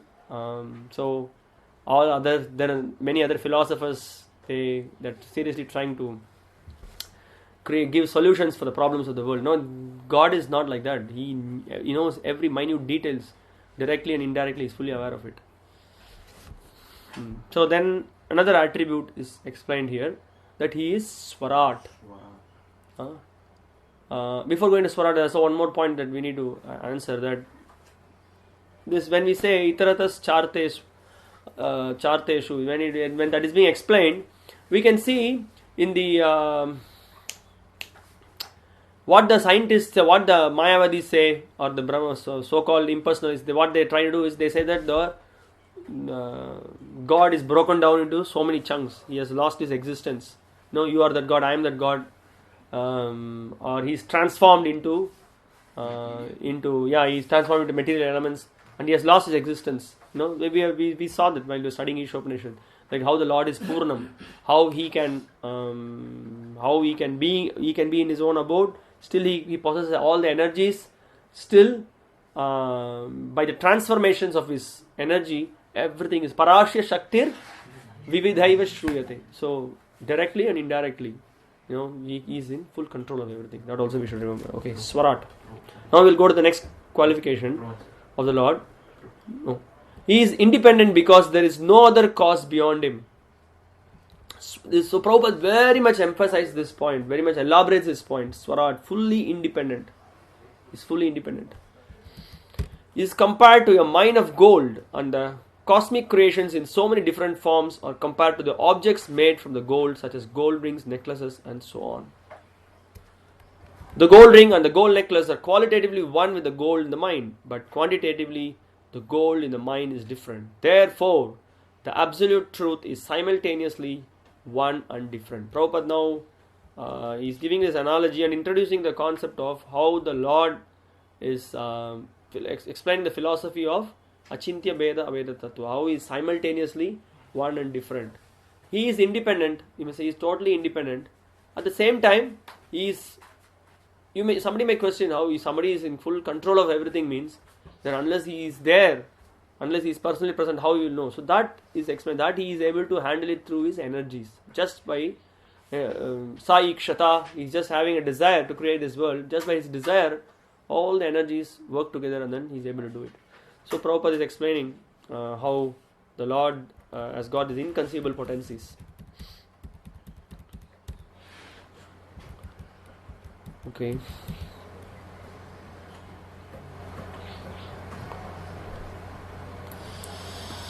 So Prabhupada is explaining the point that some of the foolish materialists, they think that there is no creator. Because they think that I am the creator, I am only controlling everything. Prabhupada is making this point.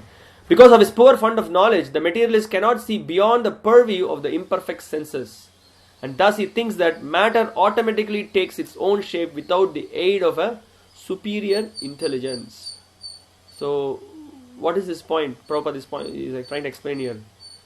The whole material scientists and so many people, what they are saying, what is the origin of this creation? Big Bang. Life has originated from matter. Nature, or somebody says that nature is the cause. So Prabhupada is refuting it here.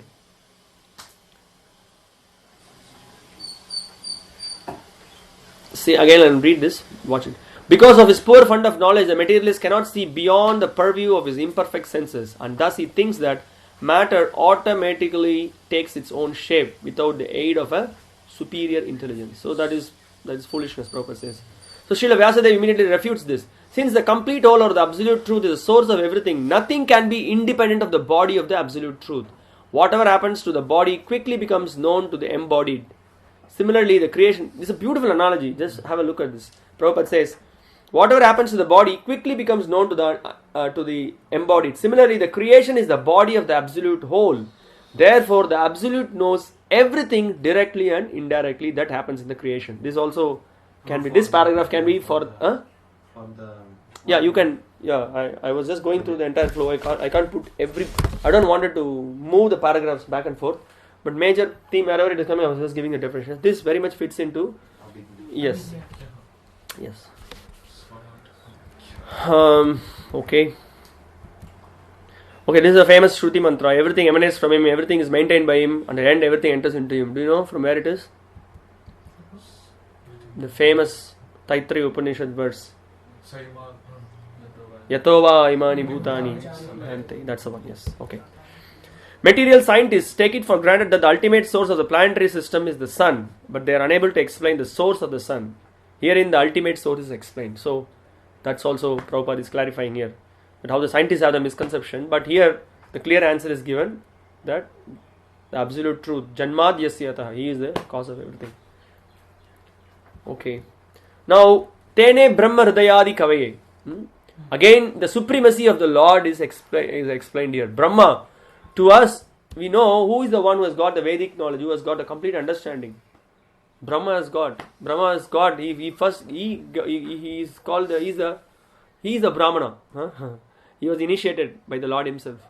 Now, it is here explaining that Vedic knowledge was imparted into the heart of Brahma by the original living being. Actually, the Supreme Lord, he has imparted the knowledge. Here it is stated that the Supreme Lord inspired the secondary creator Brahma in order that Brahma could carry out his creative functions. So the supreme intelligence behind all creations is the absolute Godhead, Sri Krishna. Okay. So somebody may, here you can see a hint here. Prabhupada says here, in the Bhagavad Gita, Lord Krishna states that it is he only who superintends the creative energy, Prakriti, which constitutes the totality of matter. What's the verse? Yeah, Maya Dakshana Prakriti Suyate Saracharam Hetunanena Kaunte Jagat Viparivartate. Therefore, Sri Vyasadeva does not worship Brahma, but the Supreme Lord who guides Brahma in his creative activities. Somebody may say, oh, Brahma is a supreme person, because he is a secondary, because they are not aware of someone who was behind him. But even that Brahma is empowered by that Supreme Lord. Tene Brahma Hridayadi Kavaye. Just when we were just hearing this Brahma Samhita Samhita, one of the discussions in one of the verses, it comes that maybe Brahma, you are supreme. Then the Acharyas are giving explanation back and forth, quoting from various places, how Bhagavatam also, this verse was also shown. Tene Brahma Hridayadi Kavi. Hey, Brahma got the knowledge, he got the inspiration, he got where he got all this strength, intelligence. It's from the Supreme Lord. He personally gave him directions to create. See, these are all explaining the attributes of the Lord. What are his powers, what are his glories. That's also seen here. In this slogan, the particular words Abhignya and Swarat are significant. These two words distinguish the Supreme Lord from all the other living entities. So, immediately if someone asks you, what is the difference between living entity and God? So, these two words you remember. Abhignya and Swarat. He knows about everything at all times, and he is completely independent. For us, for every small thing, we are dependent on someone. So, these two we can remember, and then we can discuss on this. So Prabhupada gives example of how no one is Abhigna or Swarat. So I'm just going to skip that. And when he's explaining that, if you want to falsely claim himself to be like Swarat, I'm Swarat, if you say, what is going to happen to you? What is going to be your Prabhupada is giving a warning here. He says that, hey, come on, look at Hiranyakashipu, look at Ravana, what happened to them. They were all speaking like this. I am Swarat, I am Abhignya, this is what is the destination. They all died. Cruel death. They face a cruel death. So he gives a warning. And after having said all these things, Prabhupada in the commentary, in the purport, he establishes that no one can be equal to or greater than that Supreme Personality of Godhead. It's again, so that's because of these two attributes also he is showing. One, he is that Abhigna, he is that Swarat. So, Prabhupada gives a beautiful example. He says, an atheist may argue that God is no more expert than a watchmaker. But of course, God is greater because he can create machines in duplicate male and female forms. You are watchmaker, they can produce so many watches from that machines. But here, male and female form, so many duplicates, the Lord can produce. That is his speciality. Okay. These are some very amazing points in the purports, which cannot be skipped. Okay. So Prabhupada says that Asamurdhva, so that's the point. So that's why I gave the title as no one can be equal to the Supreme Lord. Okay, so having explained all these things, Prabhupada is pushing in the point. So you fool, surrender to him. Take shelter of him. He is the person to whom you have to surrender. So that he is explaining. So when you just see the Prabhupada's purport, when it is flowing, it's very systematically, it's flowing. Very nicely is linking it. That you can observe. So he is explaining that, so you have to surrender to him. Any intelligent man will surrender, and he explains who is that Mahatma. And Prabhupada, this we discussed when we were discussing the glorification of Bhagavatam, how Śrīmad-Bhāgavatam is the perfect authority and the real author. There is one particular incident here. Prabhupada is quoting that some people claim that Vopadeva, who was one of the authors of the, who also wrote commentary for the Bhagavatam. So during the time they said, then after some little time had passed, Vopadeva only spoke the Bhagavatam. Like that it became a common one. So that's why Prabhupada is raising this point. And you can see left, right and center, Prabhupada is quoting from various Puranas. How Padma Purana, like we saw the other day, all those explanations, Padma Purana, Matsya Purana and Agni Purana, Skanda Purana, all those quotes Prabhupada is giving. We are just going to skip those paragraphs. Prabhupada spoke about that actually all these Puranas are establishing, what it is establishing, that Śrīmad-Bhāgavatam, which is spoken by Vyasadeva, Krishna spoke it to Brahma, Brahma spoke it to Narada, Narada spoke to Vyasa, Vyasa spoke to Shukadev, Shukadev Goswami spoke to Parikshit Maharaj, and that in turn is being spoken by Suta Goswami to the sages in the Naimisharanya. So that is the original Bhagavatam that is being established. Okay? Tejo Vari Mridam Yata Vinimayo. So this we saw again. There is this Prabhupada now very nicely. What he is doing is Srila Vishnu Chakravarti Thakur in his commentary, he is explaining about the Adi Rasa, and here in this material world there is this mundane Rasa. So what is that Adi Rasa? That the original relationship between the Supreme Lord Sri Krishna and his beloved Srimati Radharani, and that original love which is exhibited between them is perverted in this material world as calm. That prem is perverted as calm. So that Prabhupada is discussing it, and this is also why that is what is that? This is also illusory representation. You are thinking, I will get pleasure here. So you are trying various ways to enjoy in this material world with your senses, but you cannot. So that's why I just put this in that category. Tejo vari mridam yata vinimayo. Srila Vishnu Chakravarti Thakur specifically deals with the original and pure sex psychology, Prabhupada says, devoid of all mundane inebriety. Inebriety means devoid of all deficiencies. Okay. The original fact is in the absolute truth, and thus the absolute truth cannot be impersonal. It is not possible to be impersonal and contain pure sex life. Prabhupada just smashes that. So personalities are involved. You see, you saw that? Did you read that? Did you make a note of this point when you read? See how nicely Prabhupada is putting. The material sex life is but a perverted reflection of the original fact. The original fact is the absolute truth, and thus the absolute truth cannot be impersonal. So basically relationship means it is between persons. It's between personalities. Correct? How? So Prabhupada is immediately using it, smashing the misconception of the impersonalism. So it is not possible to be impersonal and contain pure sex life.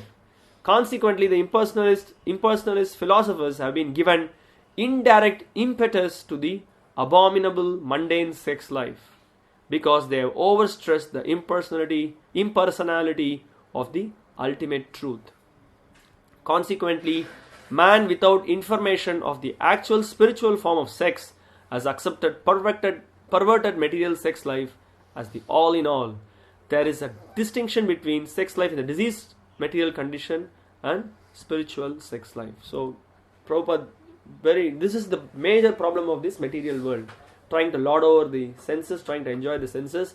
Why this suffering? Because we have not understood what is the reality, where is the real pleasure, what is the real ananda. We have not understood it. And tejo vari mridam yata vinimayo. So we are just completely hallucinated, we are carried away by the illusion. So that is the Prabhupada concludes this. This Śrīmad-Bhāgavatam will gradually elevate the unbiased reader to the highest perfectional stage of transcendence. It will enable him to transcend the three modes of material activities: fruitive actions, speculative philosophy, and worship of functional deities as inculcated in Vedic verses. So all these attributes. So Satyam Parang Dhimahi, and to that personality who has got all these attributes, Janmadhyasya, right from he is able to create, he is able to maintain, he is able to annihilate, he is superior, nobody is equal to him, he is completely aware of everything, he is directly and indirectly controlling everything, he has his own abode, and in his own abode is free of all miseries, there is no difficulty, it is full of bliss. That is that Supreme Lord. And who is that Supreme Lord? He is that Vasudeva. And to him I bow down. So this is what is the very first verse. Very clearly Bhagavatam is giving the subject matter. Very clearly. Hey, this is the subject matter. This is the subject of the Vedas. This is what exactly we need to understand, that Krishna is the origin of everything. And when we Bhagavan, that Bhagavan is defined. And who is that Bhagavan? Is Supreme, is Krishna. That is also explained right in the first verse. So this is the message of the first verse of the Bhagavatam. So this, and just to give you this thing, there are so many other commentaries by various acharyas where they explain this very first verse. Apart from this explanation what Prabhupada has given here, there are so many other explanations wherein Srila Jiva Goswami, Srila Vishnu Chakravarti Thakur, they compare the very first verse to mean actually how this he relates it to Mathura, Vrindavan, Dwaraka. How this is relating the Janma. When Janma Dyasyata, he is speaking about the Lord's birth right from Mathura, and is all very amazingly they have analyzed it and they have given different meanings for it. which we are not going to discuss here, but I'm just explaining you that there are various ways by which the very first verse is being looked into also. But this is the primary subject matter. This is what is the primary understanding we should have, that very clearly Bhagavatam explains and establishes the supremacy of the Lord, supremacy of his position. Okay. Before I go to the next verse, any questions? Any doubts? Yes. Yes, it's mentioned that indirectly Lord knows everything. Yeah. What is the meaning of indirectly? In what sense? Okay. Just explain to you with another analogy. Like in a sense, like there is, you can just give the example of primary cause and the immediate cause. So the Lord directly, indirectly can mean that, let's say in this itself, Prabhupada is giving a beautiful example. He says that you may say something, you get hit something on your leg, and you are, because this, say on the nail you get hit, immediately you are conscious of it. Immediately you are just aware of that.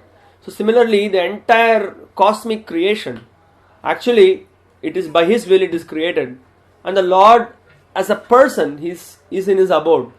But still, you may, when you see from the mundane perspective, through the mundane logic, we may think that how is it that a person, for example, we are sitting in this room and something is happening in the kitchen. How we will know what is happening in the kitchen?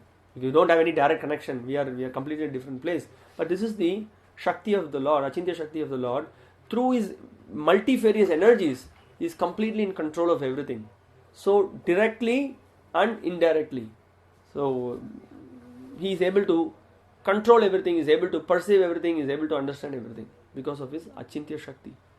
So this is one of the understanding of directly and indirectly. There's one very nice lecture Prabhupada did speak about it. Let me just see if I could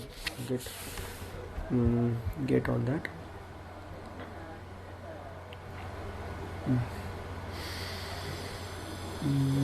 Hare Krishna.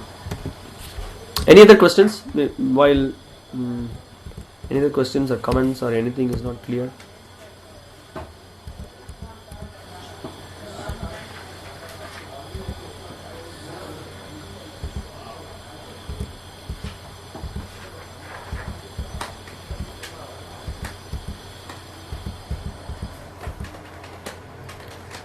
Actually, there is probably I will give this file. I have also went through all the lectures that Prabhupada gave on the first chapter of the Śrīmad-Bhāgavatam. Did prepare some notes on it. We will not have time to go through that, but those who are interested, anybody wants to take a look at it, I can share this file afterwards.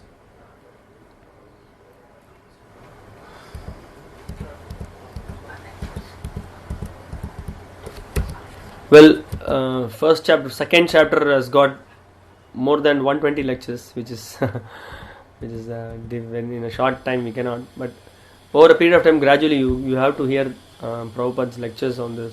Of course, Gita, Bhagavatam also. I'm just not able to get. There is one very nice analogy Prabhupada gives.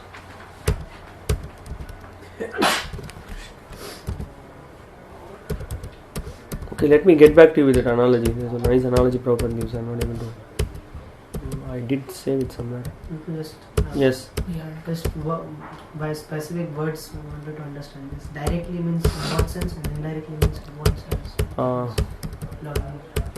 Is it like that? But indirectly means just like two phases are there. Means inside and outside. Yes. Inside, what is happening in our stomach, we don't know. Yeah. Similarly, we cannot see from external sense. Also, we cannot see our eyebrows and everything. So this is from inside outside. Yeah. So what, like that, only some directly and indirectly something you mentioned.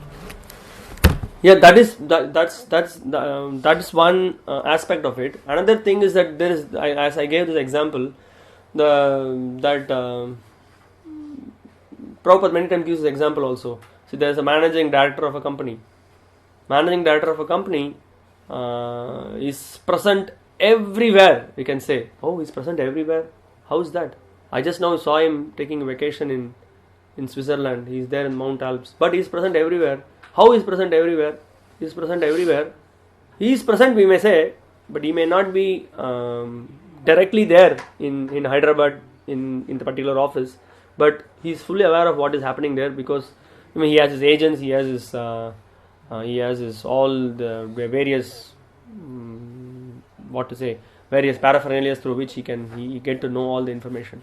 But again, that's why it's a mundane example. But the Lord still, because of his various potencies, he can just transport himself to that place immediately also. But even without him being there, he's completely aware of what is happening there.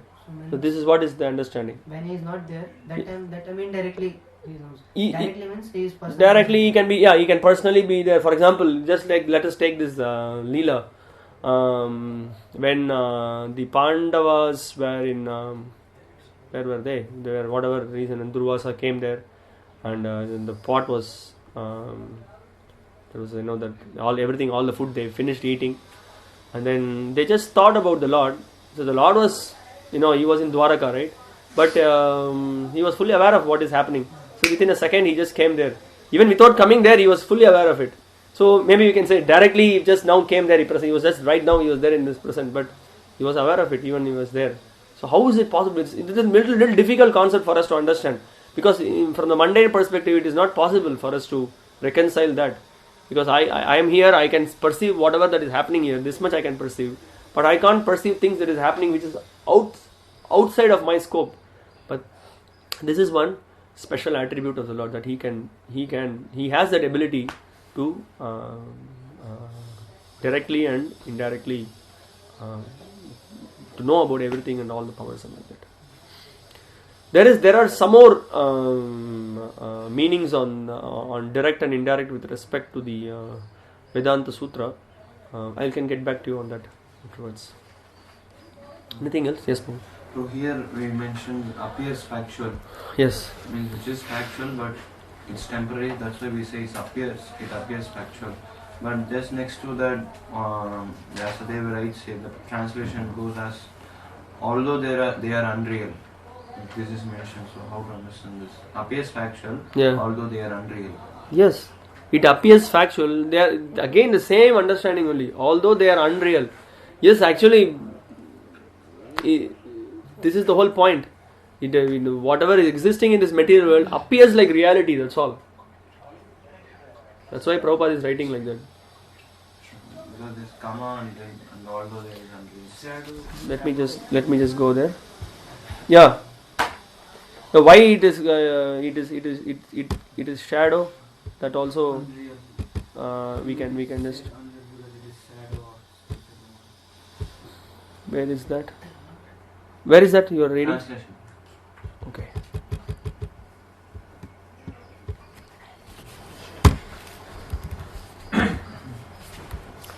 Okay, where are we?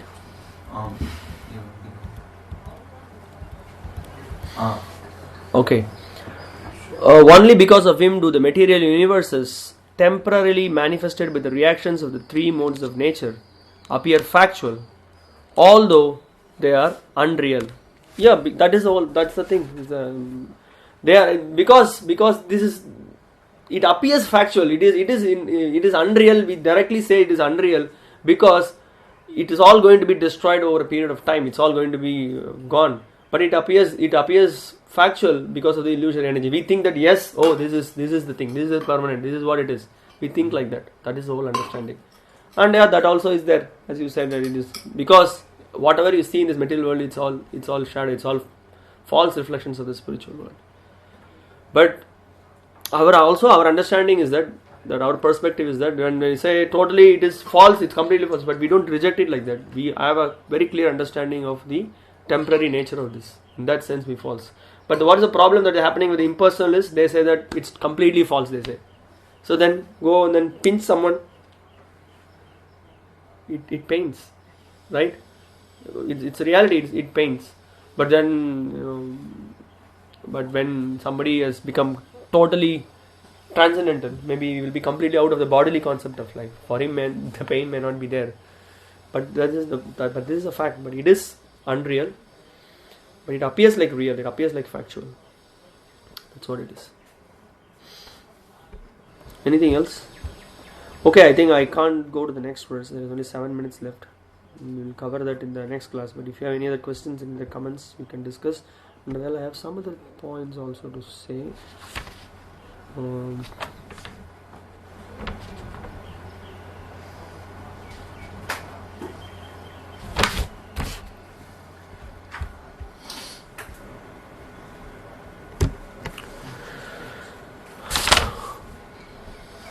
Okay, also there are some important verses to memorize. At least now, just right now, you have just done the first verse. Definitely, first verse has to be memorized with the translation. The first 3 verses for sure. And then on Saturday, when we have the next class, we will just share the rest of the verses. Rest of the verses, what needs to be memorized. Yes. Discussion about this that this world is appearing like factual, but it is unreal. So regarding that, in 10th Canto, yes, this Brahma's prayers. So Brahma, when he is glorifying the Lord, that time in one of his prayers he tells about this point. It comes about. Yes, please read. Therefore, this entire universe, which like a dream is by nature unreal, nevertheless appears real, and thus it covers one's consciousness and assails one with repeated miseries. This universe appears real because it is manifested by the potency of illusion emanating from you, whose unlimited transcendental forms are full of eternal happiness and knowledge. Then in purport also, Pridhan Prabhupada, whatever. Yeah, he explains that like as an object of enjoyment or a permanent residence for the conditioned souls, the material universe is certainly illusion, nothing more than a dream. One may give the analogy that the vision of abundant water in a desert is no more than a dream, although real water exists elsewhere. Similarly, the vision of home, happiness and reality within matter is certainly no better than a foolish dream in which repeated miseries appear. Yes. Then in another sense, however, the universe is real.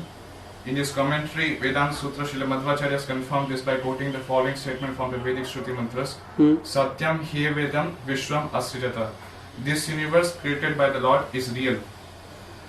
The perfect authority of the Vedas thus certifies this universe to be real. Nevertheless, because our knowledge is stolen by illusion, as indicated here by the words Ashtadhishanam, we cannot properly understand this universe or the Supreme Lord who has created it. As the expansion of Lord Krishna, the universe is real and is meant for being engaged in His service.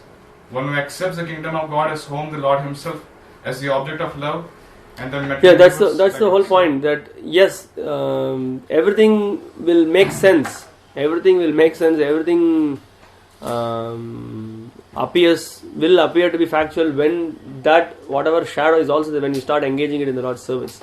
So that's the one point is being given here.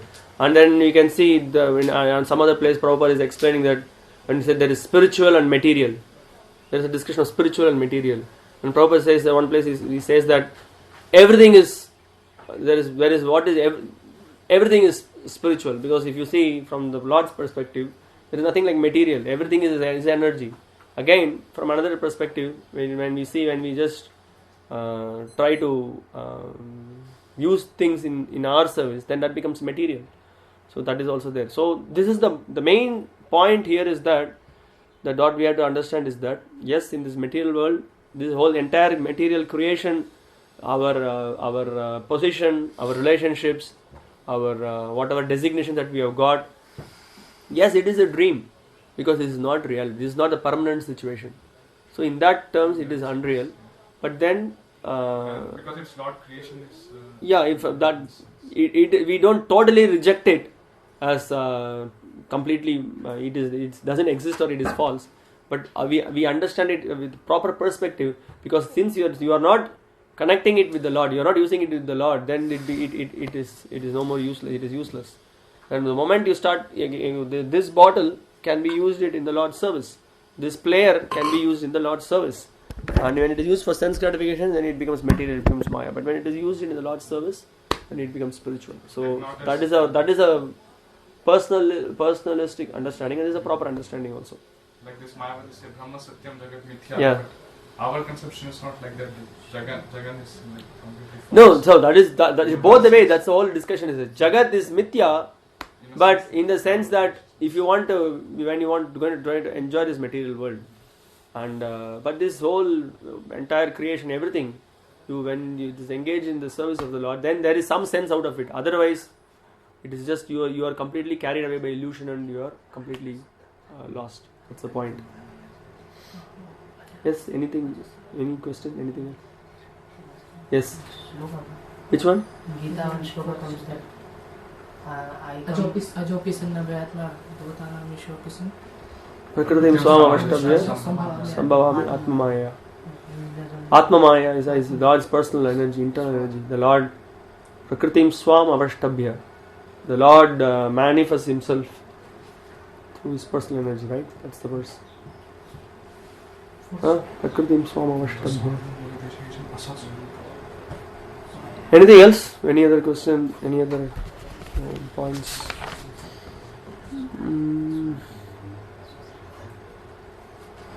Okay, we will see in the next two verses that the blessings and the Bhagavatam invokes blessings to the seekers, and also what is that? Yeah, namaskar. We also see in this verse itself that the Asadev is offering his obeisances. Yeah, bless that. Yeah, Ashirvad. Yes, exactly. Okay, then I'll stop here. So please, when you come for the next class, so this is what we may since being the first three verses, we are trying to touch many of the points from the purport, but as we go, we may not go so much into the details of this. I covered the entire purport. That's why it took so much time. We may not go. We will only be seeing what's the main point Prabhupada is trying to say. That's what we will do. The next two purports we will do like that, and then we will see the rest of the verses also. So that's why now you will be able to understand what you have to do on your side. You have to study the purport. You have to go through. So when I just pick up some points like this, you will be able to relate to it immediately. If you have not read itself, then you will not be able to link to what is being discussed here. That is why we are asking you this particular course. You have to do your homework. You have to take points. Then you will be able to quickly relate to what we will be discussing. Today I just went little with so many points. This much also other classes. We will be summarizing some of the purports. What Prabhupada is saying, we will be summarizing that. What is the key points? We will just deliver that so that it will be easy for you to follow.